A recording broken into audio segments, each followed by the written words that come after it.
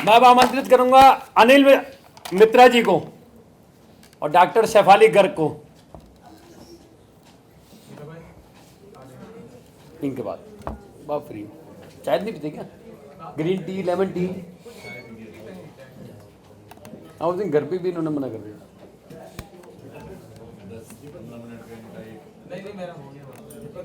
Sir please.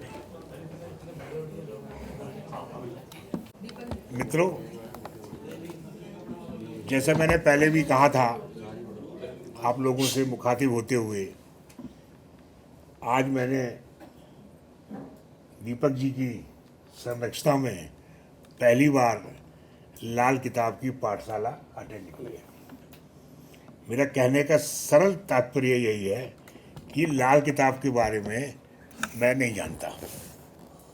मैं आपका आभारी हूँ कि आपने मुझे दो शब्द कहने का आमंत्रण किया। मैं कोशिश करूँगा कि सभी लोगों के रुचि के अनुसार थोड़ी बहुत बातें शेयर करूं। सबसे पहले आज लाल किताब के विद्यार्थी बनने के उपलक्ष्य में मैं महागुरु पंडित रूपचंद जोशी के सादर नमन करता हूं, श्रद्धा सुमन अर्पित करता हूं। मित्रों, आज जब मैं इस कार्यक्रम के लिए आ रहा था तो मेरी एक आदत है। दीपक जी ने ग्रुप में पोस्ट किया था कि 10 बजे दीप प्रज्वलित होगा, तो मेरी आदत है कि कोई भी कार्यक्रम जिस वक्त चालू हो रहा है उस वक्त ग्रह गोचर और लग्न की क्या स्थिति है उसको देख लेना, अपने लिए, दूसरे के लिए नहीं। इस बात के लिए भी नहीं कि वो कहाँ तक सफल होगा, कहाँ तक नहीं होगा, उसके भी नहीं। तो थोड़ा सा लाल किताब के तरीके से पहले खाने में मंगल और राहु, दूसरे खाने में चंद्रमा, नवें खाने में बृहस्पति और शनि। तो मैं आज यहाँ पे बैठा बैठा सुन रहा था कि जो मुख्य चर्चाएं हो रही थी वो मंगल, राहु, जुपिटर की शुरू के जो वक्ता थे, पहले वक्ता बहुत अच्छा उन्होंने बताया, जुपिटर और शनि की चर्चा के बगैर शायद कोई ज्योतिष की चर्चा होती ही नहीं है, चाहे अच्छी हो चाहे बुरी हो। अब मैं इसका अर्थ, भावार्थ, इंटरप्रिटेशन करने में बिल्कुल सक्षम नहीं हूँ। आप लोग मुझसे बहुत ज़्यादा जानते हैं और दीपक भाई तो खैर समझ ही गए होंगे, क्योंकि आपने जिक्र किया था अपने वाणी से कि मैं जब भी कोई कार्यक्रम करता हूँ तो चंद्रमा की स्थिति देखते हुए करता हूँ। तो मेरे हिसाब से मुट्ठी खुली में है चंद्रमा, खुली में। हाँ ठीक है। बंद मुट्ठी में नहीं है, एक स्टेप पार हो चौथा घर खाली, चंद्रमा दूसरे घर में, एक बंद स्टेप मुट्ठी के बाद। लेकिन किया जल्दी से। हाँ, लेकिन मैं ये आत्मिक रूप से समझ रहा हूँ कि न सिर्फ दिल्ली में बल्कि विभिन्न प्रदेशों में, विभिन्न सिटीज़ में मैंने बहुत सारी कॉन्फ्रेंस अटेंड की हैं, लेकिन जितना सटीक ज्ञानवर्धन ये गोष्ठी दीपक भाई ने अरेंज की है वो अभी तक तो 26 साल की उम्र में मैंने नहीं कर पाया। बहुत है। वाकई मैं 2-3 बातें जरूर कहूँगा। मैं कोई तैयारी करके भी नहीं आया था, मुझे मालूम नहीं कि मैं नया नया आदमी हूँ, मुझे कौन सुनने वाला होगा। फिर भी जैसे कि लोगों ने कहा कि आप ये घर में ये घर में ये, खाने में ये, एक छोटा सा रूल मुझे याद आ रहा है। कहाँ तक लागू होगा लाल किताब के संदर्भ में ये तो आप ही ज्ञान वर्धन करेंगे। किसी भी कुंडली में सूर्य से 5वें भाव में स्थित ग्रह उस जातक को, व्यक्ति को ता जिंदगी सपोर्ट करता है। अगर उसके उस कारक ग्रह के अनुसार वो सपोर्ट लेता है और प्राप्त करता रहता है तो शायद वो अपने लक्ष्य की ओर ज़्यादा तीव्र गति से बढ़ सकता है और प्राप्त भी कर सकता है। पहली बात, छोटा सा फार्मूला है। दूसरा मैं ये कहना चाहूँगा कि हम लोग भी हर आदमी पैसे की बात करता है। क्या सवाल ये उठता है, क्या मनुष्य ने इस पृथ्वी पर पैसे कमाने के लिए जन्म लिया है?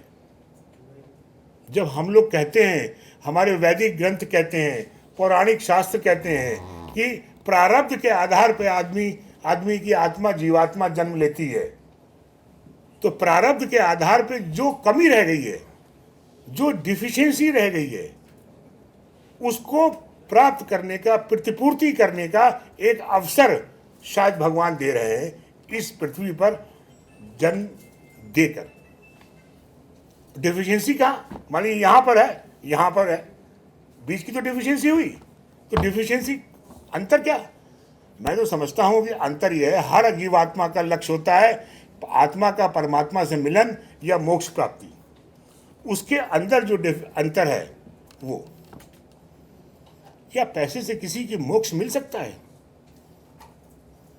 हर आत्मा को, हर व्यक्ति को अपनी विचार, अपने थॉट अकॉर्डिंगली मॉड्यूलेट करने पड़ते हैं।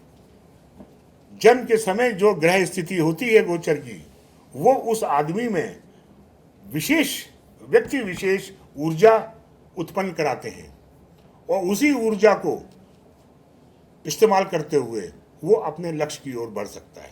पहचानने की बात है, लाल किताब में तो ऊर्जा का बहुत ज़्यादा वो होता है। तीसरी बात मैं कहूँगा, अभी हमारे बड़े बुजुर्ग वास्तु की बात की, सिद्धांत रूप से बात करूँगा। एक बात समझ लीजिए, जो मैं समझता हूँ कि वास्तु अगर ये बताती है कि जियोग्राफिकल या भूमि में रह जमीन की ऊर्जा और आपकी व्यक्ति की ऊर्जा का आपस में संबंध पॉजिटिव है, नेगेटिव है कि क्या है, आदमी वो आत्मा होती है जो इस पृथ्वी पे जन्म लेने वाला सबसे उत्कृष्ट प्राणी होता है। आदमी की कुंडली चाहे जिस भाव से देखिए आप, चाहे जिस तरीके से देखिए, वो कभी भी उसके इन्वायरमेंट से गवर्न नहीं हो सकती। इन्वायरमेंट उसको फैसिलिटेट कर सकता है, इन्वायरमेंट उसका लीवर का काम कर सकता है, इन्वायरमेंट उसका कैटलिस्ट का काम कर सकता है। अगर कम मेहनत से, कम इनपुट से ज़्यादा आउटपुट। तो ये मत सोचिएगा कि मैं अगर खराब मकान में रहता हूँ, ये आपको रहना है वहां पर। This is meant in your destiny. आपके विचार में ही नहीं आएगा ये चीज। मैं कोई गलत बात कह रहा हूं तो क्षमा करिएगा। तीसरी, एक छोटा सा फार्मूला, एक बहन जी ने बहुत अच्छा फार्मूला बताया था शादी का, मुझे भी सुन के बड़ा अच्छा लगा और मैं उसको करूंगा भी। तो जब शादी की बात चली थी, ज़्यादा टाइम नहीं लूँगा सर, 2 मिनट का लूँगा। तो एक छोटा सा फार्मूला है, हालांकि बहुत प्रिय टॉपिक नहीं है। शादी के बाद पति और पत्नी, अगर ये सूक्ष्म तरीके से मालूम करना पड़े कि पति और पत्नी में किसकी मृत्यु पहले होगी, हो सकता है जानते हो सब लोग या कुछ लोग। छोटा सा फार्मूला है, जो पति का नाम है, जैसे मान लीजिए एग्जाम्पल लेता हूँ राम और सीता का। राम, इसमें 2 अक्षर हैं। पति के नाम के अक्षर, जिसमें आधे या मात्रा को अक्षर नहीं मानते, वो अक्षर प्लस पत्नी के नाम के अक्षर, जैसे सीता 2, उन दोनों को जोड़ दीजिए आप। 2 + 2 4, उसको 2 से मल्टीप्लाई कर दीजिए 8, उसमें 3 जोड़ दीजिए 11, ठीक है। और जो टोटल आता है उसको 3 से डिवाइड कर दीजिए, 3 × 3 = 9, बाकी बचा शेष 2। अगर 0 और 1 बचे तो पति के पहले मृत्यु के योग बनते हैं, और अगर 2 बचे तो पत्नी के पहले मृत्यु के योग बनते हैं। बहुत बढ़िया। छोटा सा फार्मूला है, लेकिन पति पत्नी आपस में लड़िएगा मत और मुझे क्षमा करिएगा, समझे ना। और आप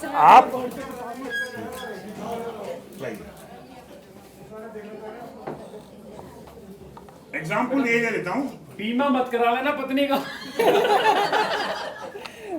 या फिर नाम बदल दिया जाए। सर कोई वैसा नाम लो जिसमें ये जो राम और सीता, मात्रा ही नहीं, मात्रा छोड़ दो ना, आपका मात्रा से मतलब नहीं है। मात्रा पहले छोड़ दो, प्रोसेस समझ लीजिए। राम दो छोड़ दो वो नहीं। शब्द लो क ख ग और सीता में दो, इनको जोड़ लीजिए बराबर 4। ठीक है, 4 को मल्टीप्लाई कर लीजिए 2 से बराबर 8। 8 में 3 जोड़ लीजिए बराबर 11। 11 को 3 से डिवाइड कर लीजिए बराबर शेष 2।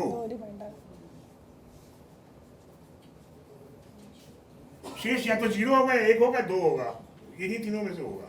3 से बात है ना? अगर 0 और 1 है तो मैं अपनी पति से गया। नहीं कहूंगा, पति का फ्री हो गया, है?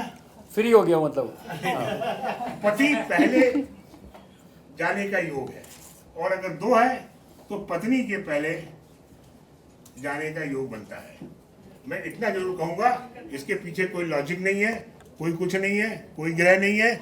लेकिन अगर आप अपनी जान पहचान में, अपनी जानकारी में आप 100 लोगों पे लगाएंगे सही बैठेगा। तो 99 से कम सही नहीं निकलेगा, सही निकलेगा। अगर गलत निकलता है तो नाम भी नहीं नहीं नहीं नहीं, नाम देखे। अगर गलत निकलता है तो तो नाम पत्नी का नाम बदल लो। मैं वही आ रहा था, मैं वही न्यूमरोलॉजी पे आ रहा मानना था किसे है वो डिसाइड करो। कि शादी के बाद आप नाम बदल सकते हैं। सर पत्नी पड़ोसी भी हो सकती है। ये ओए, पर जिसको अपनी मानते हो। नहीं एक मिनट बहन जी, आपने बहुत अच्छा बताया। जब हम सप्तम भाव और पंचम भाव में बड़ा अंतर होता है, ठीक है, आप समझ रहे हैं ज्योतिष के। सप्तम भाव वही करता है जो वैदिक तरीके से धर्मपत्नी बनी हो। अदरवाइज पंचम ले लो, चाहे 11वां ले लो, चाहे 12वां ले लो, चाहे चाहे 8वां ले लो, कुछ ले लो, पत्नी नहीं कहलाती वो। हम पत्नी की बात करते हैं। आपका नाम बताइए, पत्नी का नाम बताइए। राकेश में 3, वसुधा में 3, 3 3 6। 6। हाँ खाली अल्फाबेट ले लो। ये सही बैठता है, मैंने लगा के इंग्लिश वाला अल्फाबेट नहीं, हिंदी वाला। 6 हो गया। 6 दूनी 12। 6 को 2 से गुना, राकेश जी 6 बना, 6 को 2 से गुना करो 12। 12 के बाद उसमें 3 जोड़ो 15। 15। 15 को 3 से भाग करो 0। छोटे जाने के पहले ही हो गया। पहले नर्सरी में भेज लेकिन इनको। इसको आंख बंद करके मत इस्तेमाल करिएगा, नहीं, एक ही बात टेस्ट करिए। करिएगा। नहीं नहीं, करिए करिए। हाँ, टेस्ट और हमें जरूर इनवाइट कीजिएगा, सारे चलेंगे। हाँ, खाना खा- और अगर आपको अगर ब्राह्मण में। आपको आप में से कोई भी एग्जाम्पल आपको गलत लगे तो मेरा नंबर नोट कर लीजिए, मुझे व्हाट्सएप जरूर कीजिएगा, क्योंकि मैं इस पर रिसर्च कर रहा वही बेस्ट है। हूँ। 9811175780। अगर कहीं कोई डाउट हो तो इनका नंबर है 9811 75 75 780। 780। बिल्कुल सही है। मेरी भाई अगर आप 10 लोगों पे देखेंगे तो आपको 7-8 का जवाब मिल जाएगा। सही बाकी मिलेगा। आपको सही शोध मिलेगा। करने की प्रक्रिया है, शोध करते जाए। मैं तो हजारों पे कर चुका हूँ। हाँ ये सही बैठता है। हमारी संस्था global foundation of astrological science यही रिसर्च में ही रिसर्च में ही इंटरेस्टेड है। और हमने उसके एक अपनी सहयोगी संस्था बनाई है, ऐसे। Astro science research organisation. उसका मुख्य पर्पस यही है कि जो भी मूलभूत रिसर्च शोध करना चाहते हैं, हम उनको वित्तीय और जिस भी तरीके से सहायता करने में हम सक्षम हैं और वो चाहते हैं, हम उनको उपलब्ध कराएंगे। क्योंकि जो ज्ञान विद्वानों के पास था वो रखा रह गया। इस संस्था का पर्पस यही है कि वो जनता के सामने आए, लोगों हो। हम लोग आज भी कहते हैं वैदिक में लिखा हुआ था, 5000 साल पहले लिखा हुआ था। कोई अरे ये आज तो से नहीं 200 कहता साल था। वाले बच्चे हमारे कहेंगे तुमने क्या किया, कब तक 5000 साल का रिकॉर्ड बजाते रहोगे, तुमने कौन सा शोध किया। मेरी यही इच्छा है व्यक्तिगत, हम लोगों की यही इच्छा है कि कुछ ना कुछ शोध कार्य होते रहना चाहिए। यूएसए वगैरह में इतने शोध हो रहे हैं, इतने हो रहे हैं कि कुछ हद नहीं। जाएं सर। इसी शब्दों के साथ समय के अभाव में मैं आप सबसे क्षमा चाहता हूँ। अगर कोई गलती हुआ तो क्षमा करिएगा। बहुत बहुत धन्यवाद। शिवानी जी। गुरु गोविंद दोनों खड़े काके लागू पाए, बलिहारी गुरु आपने जिन गोविंद दियो मिलाए। सभा में उपस्थित सभी विद्वानों को प्रणाम करते हुए मैं सबसे पहले अपने गुरु प्रोफेसर अनिल मित्रा जी को सम्मान करते हुए आप सबके समक्ष अपना परिचय रखना चाहूँगी। मेरा नाम है शेफाली गर्ग। और मैंने और मेरे गुरुजी ने मिलकर एक ट्रस्ट बनाया है, global foundation of astrological sciences, जिसमें एक ग्लोबल एक हमारी कोशिश है कि हम एस्ट्रोलॉजी के क्षेत्र में कुछ माइलस्टोन सेट कर पाएँ, जिसमें उम्मीद है कि अब हम लाल किताब का एक फेदर और आज ऐड हो जाएगा। और उसकी एक सिस्टर कंसर्न है एस्ट्रोसोच यूट्यूब चैनल। उस एस्ट्रोसोच के यूट्यूब में हमारे जितने भी वीडियोस हैं वो सब वीडियो हमारे साइंस बेस हैं। वो कैसे मैं अभी आपको आगे और बताऊंगी संस्था का मूल स्लोगन यही है कि हाँ, भारतीय संस्कृति की वैज्ञानिक सोच। हम लॉजिक ढूंढते हैं, हाँ, रटा हुआ नहीं कि वहाँ ये है तो वहाँ ये है, वहाँ ये नहीं कुछ नहीं। हाँ, जितने भी हमारे भारतीय त्यौहार हैं, आज की यंग जनरेशन तैयारी नहीं होती है। होली आई है, अगर माँ बोल रही है पूजा कर लो, ये कर लो, बच्चों को कैसे हम मोटिवेट करें कि ये होली का त्यौहार है तो इसके पीछे ये मैसेज है। तो हमारी कोशिश इस YouTube चैनल को लेकर यही है कि हम अपने हर त्यौहार को, अपनी सनातन संस्कृति को आगे लाएं और लोगों को बताएं कि हाँ, हमारे बुजुर्ग अगर कोई रीति रिवाज बना के गए थे तो उसके पीछे साइंस है और एस्ट्रोलॉजी एक साइंस है, ये मैं लोगों को बता पाऊँ। अब लोग मुझसे पूछते हैं ज्योतिष क्या है, कैसे ज्योतिष काम करता है, कैसे इतनी दूर आकाश में चंद्रमा बैठा है और सूर्य बैठा है, आपने बोला मुझ पे इफेक्ट दिया। तो हमारी कोशिश है कि मैं उसको बताऊं कि जैसे ऑर्बिट में सभी प्लैनेट्स घूम रहे हैं और सन भी अपने ऑर्बिट पे मूव कर रहा है, तो वो अपना प्रकाश इक्वली सब पे फैला रहा है। तो जब वो अपने प्रकाश को देने में कोई भेदभाव नहीं कर रहा और सभी प्लैनेट एक खास कारण की वजह से उस प्रकाश में से एक प्रकाश को वापस रिफ्लेक्ट कर रहे हैं, जिस वजह से वो उस रंग के दिख रहे हैं। जैसे मंगल लाल कलर को रिफ्लेक्ट कर रहा है तो वो लाल दिख रहा है, मरकरी ग्रीन कलर को रिफ्लेक्ट कर रहा है तो वो ग्रीन दिख रहा है। तो यही है एक कारण कि वो हम पर अलग अलग प्रभाव डाल रहे हैं। मंगल क्यों एनर्जी का कारण है? क्योंकि वो लाल रंग की एनर्जी हम पे डाल रहा है। राहु के लिए लिखा गया है कि वो काले रंग की किरणें हम पे लगातार फेंक रहा है। तो वो वाले जो इफ़ेक्ट्स को मैं समझा पाऊँ, उसका एक साइंटिफिक दायरा अपने आज की पीढ़ी को रख पाऊँ, हमारे एस्ट्रो सोच की यही खूबी है। मैं अगर आपको कुछ बताऊं भी तो किस टॉपिक पे बताऊं, क्योंकि लाल किताब मुझे आती नहीं है, अभी सीखनी है। तो आप बताएं अगर होली पे बताऊं या किस टॉपिक पे बताऊं? लाल किताब पे बताना पड़ेगा। लाल किताब तो हम अभी सीखेंगे और हम लोग अभी वैदिक और एस्ट्रोलॉजी ऐसे ही करते हैं। हर महीने या हर 3 महीने में एक इसी प्रकार की गोष्ठी होगी। तब तक अच्छा। में भी शायद आप लाल किताब पे कुछ नया ले आए। नया कुछ ना कुछ सर आप पे डिपेंड है, आप हमें कैसे सिखाते हैं। बिल्कुल Students करेंगे, अच्छे बात मिले। करेंगे आराम से। धन्यवाद। बहुत बहुत धन्यवाद। धन्यवाद सर, धन्यवाद। एक प्रश्न है आपसे। प्लीज हाँ जी सर बताएं। आपने त्योहारों की बात की है। हाँ जी जिस समय त्योहार शुरू हुए, परंपराएं शुरू हुई, हाँ जी। आपने 5000 साल की बात की कि हाँ जी। रिकॉर्ड को कब तक बजाते रहे। करेक्ट है।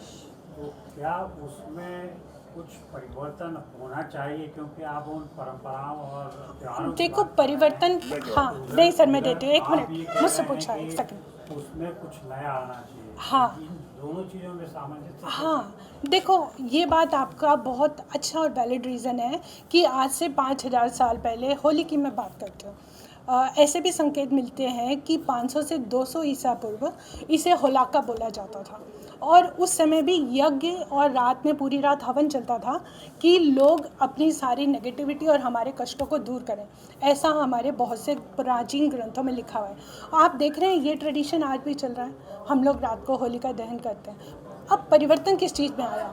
अब वो साधन चले गए, अब वो लोगों को पूजा करने का तरीका सही नहीं पता, पर हाँ मॉडर्न तरीका हम लोग उसकी ट्रेडिशन को पकड़ सकें, उस दिन के क्रक्स को पकड़ सकें।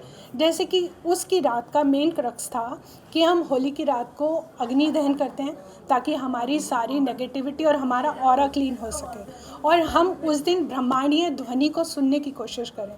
मतलब हम किसी भी रूप में भजन सिमरन करते हैं, आप कोई भी चीज़ अध्यात्म के तौर पे उस दिन की जो 2 चीज़ों का मेन क्रक्स है कि हम एक तो नेगेटिविटी रिमूव करें, दूसरा हम अध्यात्म की प्रगति के लिए उस ब्रह्मांडीय ध्वनि को सुने। अगर मैं ये 2 पॉइंट पकड़ रही हूँ तो मैं किसी भी तरह से पूजा करूँ, वो मेरी पूजा सफल हो जाएगी। अब मेन बात यही है कि मैं वो मैसेज खुद भी समझ पाऊँ और मैं लोगों तक कन्वे कर पाऊँ कि होली का मेन क्रक्स यही है, उसके पीछे का मेन कारण यही है। मैं शॉर्ट में दो लाइन कह देता हूँ। आपने बहुत अच्छा क्वेश्चन पूछा। परिवर्तन ही जिंदगी का नाम है। हाँ, करेक्ट, परिवर्तन ही होते बिल्कुल रहेगा, सही। चाहे आप यही करें तो बच्चे या समझ ना जाएं करें। कि गीता में एक एक बात सच लिखी है। एस्ट्रो सोच का जो लेटेस्ट वीडियो अभी जारी हुआ है, क्योंकि आपने उठाया इसलिए कह रहा हूँ, होली पर्व का आध्यात्मिक रहस्य। फिर एस्ट्रो सोच यूट्यूब चैनल है, उसमें मिलेगा। आध्यात्मिक जी, क्या है उसमें?